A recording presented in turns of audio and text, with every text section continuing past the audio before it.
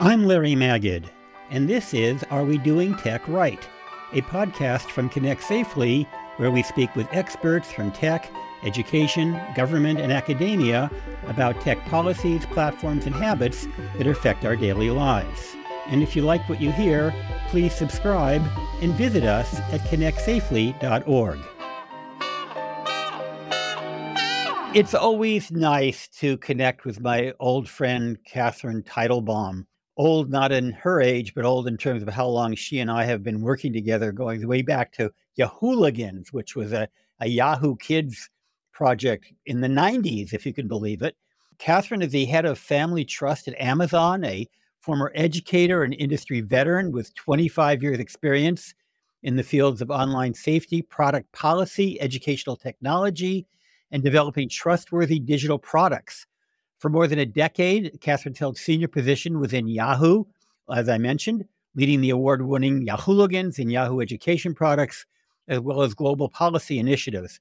Catherine was the Chief Trust and Safety Officer at Ask.fm and is a consultant for a variety of popular social media apps. Most recently, Catherine led Trust and Safety at Twitch, Amazon's popular live streaming service. And although we're going to talk about Amazon products, I brought Catherine onto the show because she has so much experience as an educator working in multiple tech companies and as a parent. So I'd like to get her input on a lot of issues pertaining to kids and online safety. But Catherine, let's start talking about your current role at Amazon Kids and what inspired you to be there. Well, as you mentioned, I am a former educator, so there's nothing I like more than thinking about how to improve the lives of children and being able to talk to parents, help them think through their technology plan to understand our Amazon Kids products, and really to think about how to integrate products such as ours that are built on a foundation of trust and safety, and how they can be comfortable using them with their families. It's early in the school year, and that's the time when a lot of people think about what they're going to be doing in terms of the digital lives of our children and our teachers and our parents. What does that mean? What are people thinking about right now? I think about how are the parents kind of coming to everything that is new. And I like to think about how technology can make their lives easier because there is so much new at the beginning of a school year. It's literally a fresh start. You have a new schedule, possibly a new school and teachers, and the technology can make your life easier. I love one of the ways that parents use Alexa. I wish I'd had it when my son was younger. You can set a wake alarm. You can set a morning routine. You could outsource, think about it. You could outsource reminders for brushing teeth and making your bed. How cool is that? The kids can get mad at Alexa instead of at you. Exactly. Exactly.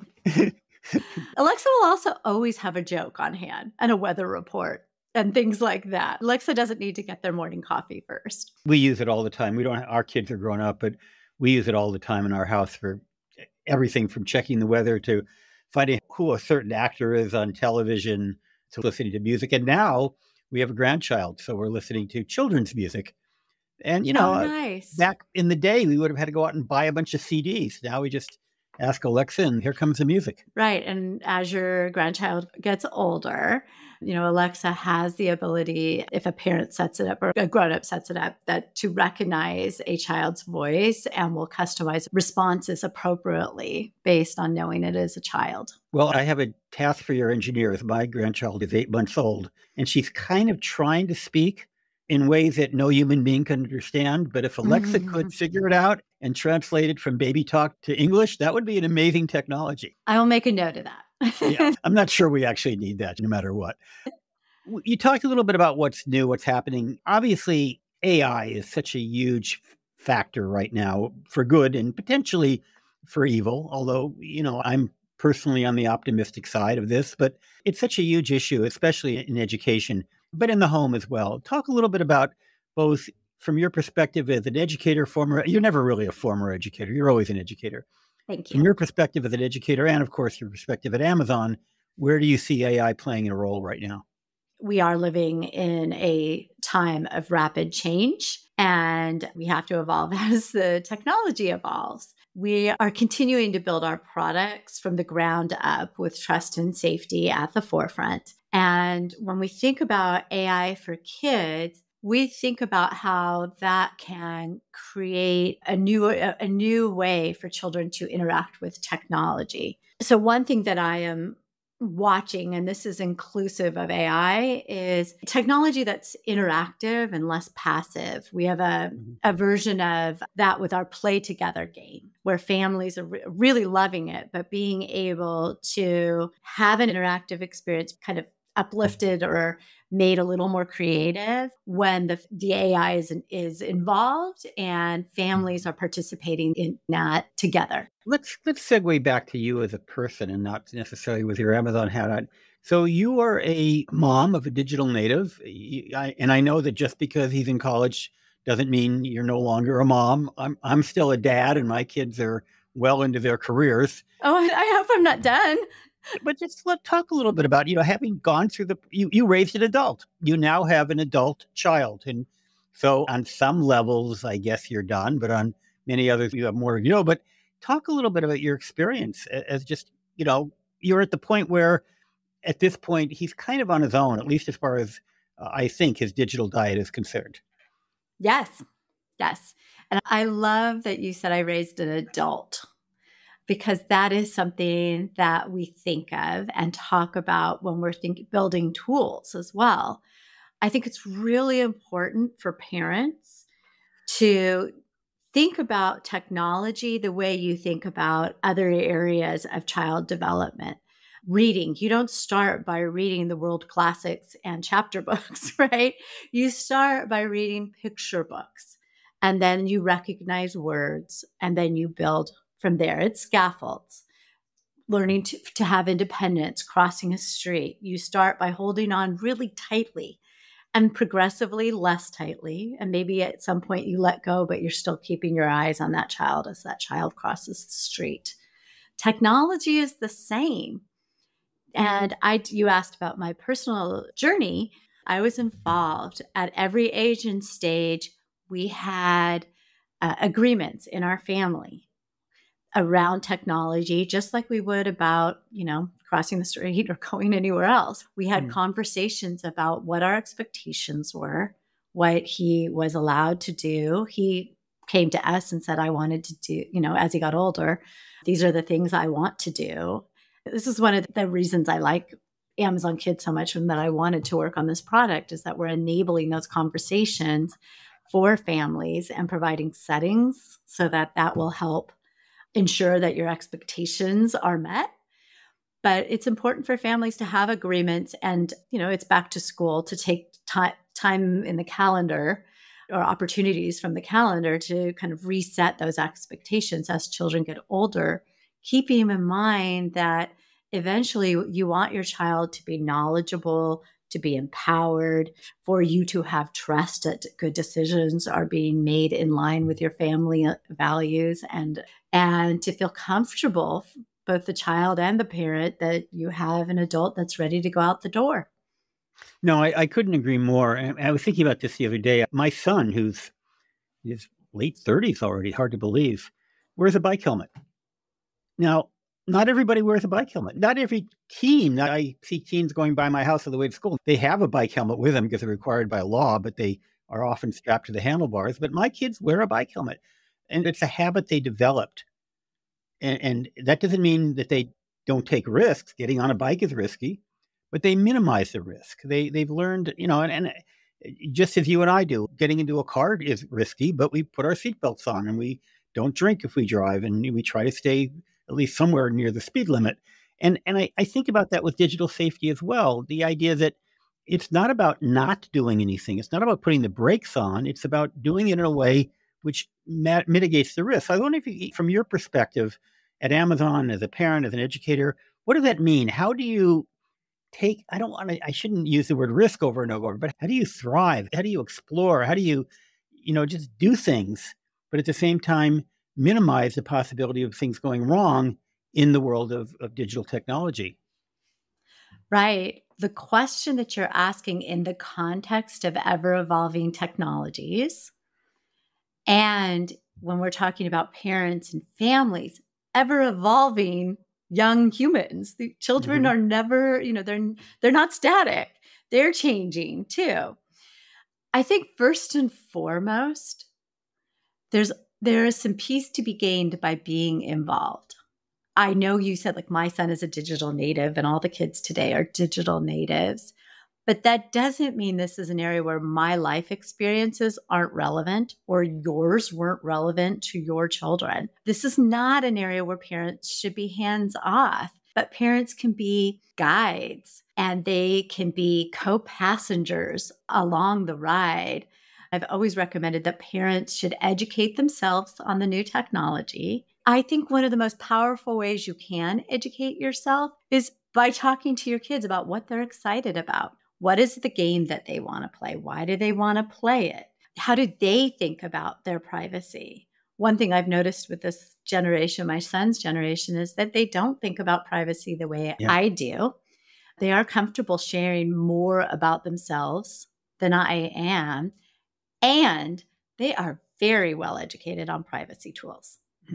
But that didn't happen just by chance. That happened because we invested in teaching them that.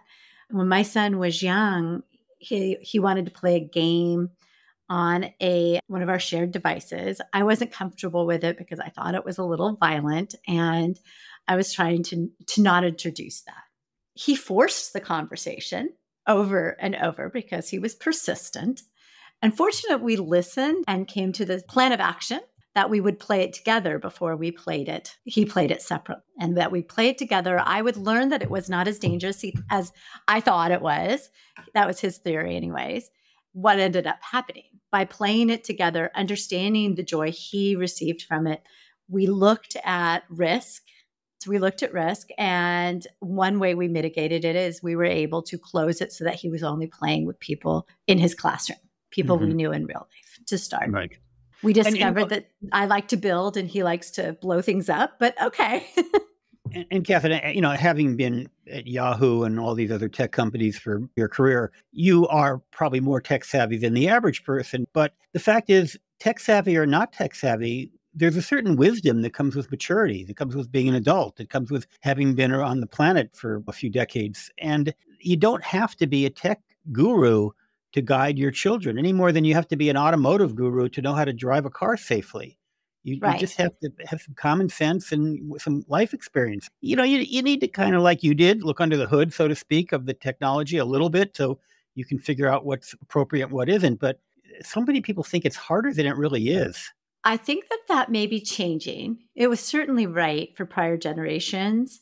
But we now have families who are using Amazon Kids, who grew up with instant messaging and gaming consoles and other things. So they have a level of comfort that perhaps prior generations didn't, but they also have a level of enthusiasm that it's super fun. We are building more and more play together experiences because we learned with our sketching guests that parents and children enjoyed this interaction and that the technology was additive to their relationships.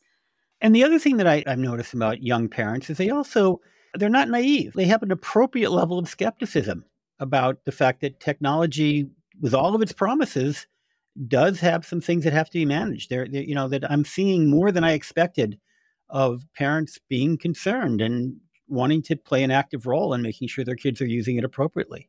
Yes.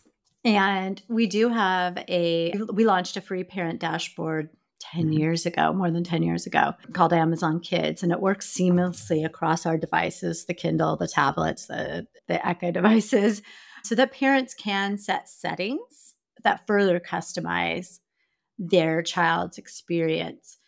But the other thing that I think parents really value about the Amazon Kids products is that the Amazon Kids Plus subscription, which has tens of thousands of pieces of media, has been curated for age appropriateness so that they can step back and watch as their child freely explores, and they can have a peace of mind while that's happening. I'm glad you mentioned that because there is this misperception out there that the internet is the Wild West. And while there are aspects of the internet that are really crazy and inappropriate and unpredictable. There are so many aspects that are well curated. I mean, Amazon Kids is a perfect example where you can go in there and you can control what media your kids have access to. When I was a young parent, the only way I could control the media was to turn the TV knob onto PBS so they couldn't watch junk programs that I didn't want them to watch. And of course, they quickly learned how to turn the knob. Now there are so many more tools out there that if a parent wants to be engaged and figure out how to parent with a capital P, the tools are there. Yes, they are. And with the changing technology, we're continually trying to kind of innovate around safety too. We are incorporating trust and safety by design in order to continue to earn our customers' trust. We also need to help them with their family rules. And as you know, we partner with the experts in this field, like Connect Safely. But we really feel like we want to get the kind of provide some context for the decision making for parents. So, not just the tools. We can make all the fancy tools that we want and all the different settings that we want. What's harder is to kind of do a deeper dive with families into the context. So, if you have a young child, what are the conversations you're having? What types of settings are probably right? Also, if you have a family with multiple children and everyone's doing their homework, what would make your life easier? Well, it might be easier if Alexa's giving some reminders, as we discussed. We could outsource that. It might also be easier if you set up your tablet so that you need to do your 20 minutes of reading. If that's assigned, do that first. But giving parents some kind of examples and context so that they feel empowered. So, talking earlier about that booklet I wrote, Child Safety and the Information Highway, which I think I wrote in 1994, there were some things that I didn't think about back in the 90s that are top of mind today. And one of them is media literacy. I worry about misinformation, disinformation, not understanding the difference between advertising and editorial content, not understanding the difference between information, essentially propaganda or opinion, although propaganda and opinion are different, but still the idea that someone is trying to influence you. What's your thought about that, both from the standpoint of kids starting at whatever age, all the way up through you and me and our fellow adults? It's a great question. And it's funny, I actually wrote a media literacy curriculum for my third grade classroom which is going on 30 years ago. It looked a lot differently than the ones in the classroom now. Yeah. But this is something that I am passionate about.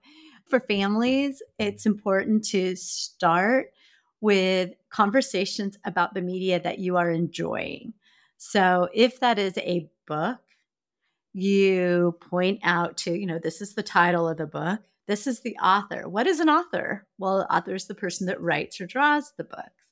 If you are reading fiction, it's a fiction writer. And if teaching children the difference between that, and if you are reading a nonfiction book, what is the source of that information? So if it's a book about pandas, is it the World Wildlife Fund? Is it, and just explaining that there are people behind it. These things don't magically get created. Also, conscious choices when you are watching movies or videos together. Is this true or is this make-believe? And parents naturally have these conversations with kids, especially around animations, is that true or is that make-believe? We were really excited to see some research from the Digital Wellness Lab that went into parasocial relationships. And children very young do have relationships with the characters. And there's a lot we know about that. They, from Elmo to Big Bird, children are able to discern between make-believe and real. But it is our job as grown-ups, I think, to reflect those differences and help them kind of categorize that. I'm glad you mentioned World Wildlife Fund, because as a newly minted grandfather, I'll have to think about this, because in a year or so, my granddaughter will start consuming media like this. And it's true. I mean, that's an example of talking about what is a credible source.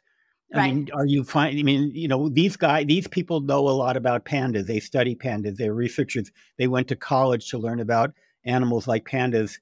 And not to say that the person down the street doesn't have a valid opinion or maybe even a little knowledge about pandas, but there's a difference between the random person who makes a comment about a panda and a scientist who studies them. And that's an interesting notion that you're talking about that, because that's how I feel about today, as an adult, when I look at the difference between what I see from some random person on the internet who has an opinion about a medicine or a political point or something versus an authoritative source whose reputation is on the line and who has a great deal of expertise. And I know there are those who want to discount expertise, want to discount science, but I still think it's very valid.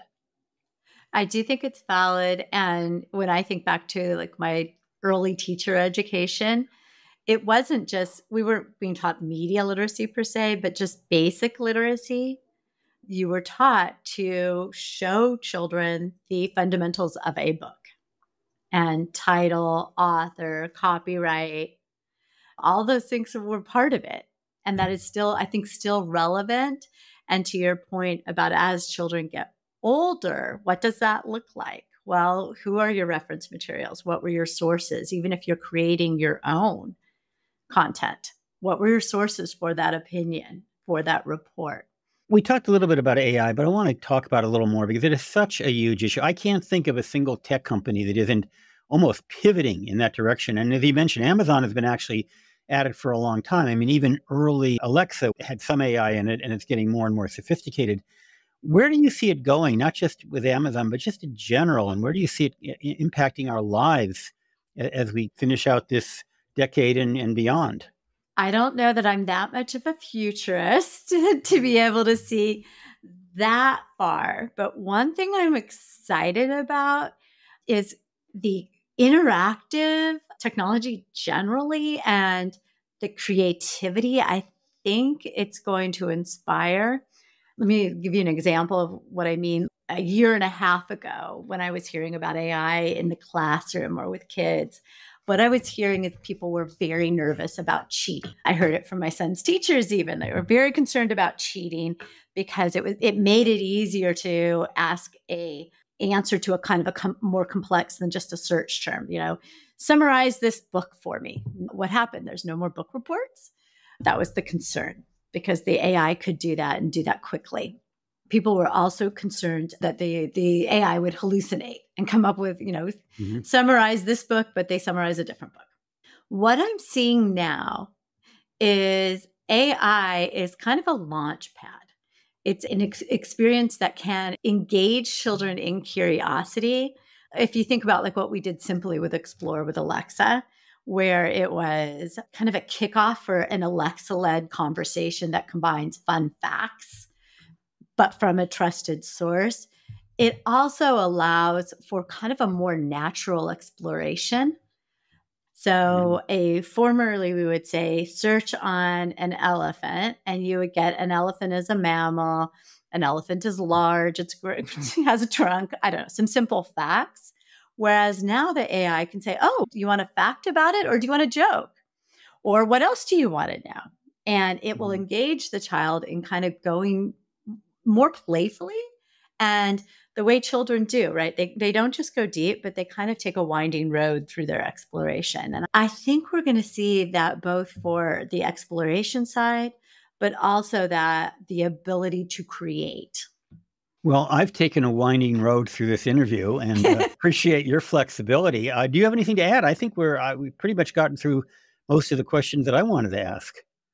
I'm really excited to talk to you, and I'm excited for this new school year and seeing where families go. But no, this was great. Thank you. Great. Thank you. Are We Doing Tech Right is produced by Christopher Lee. Maureen Cochan is the executive producer. Theme music by Will Maggid. I'm Larry Maggid.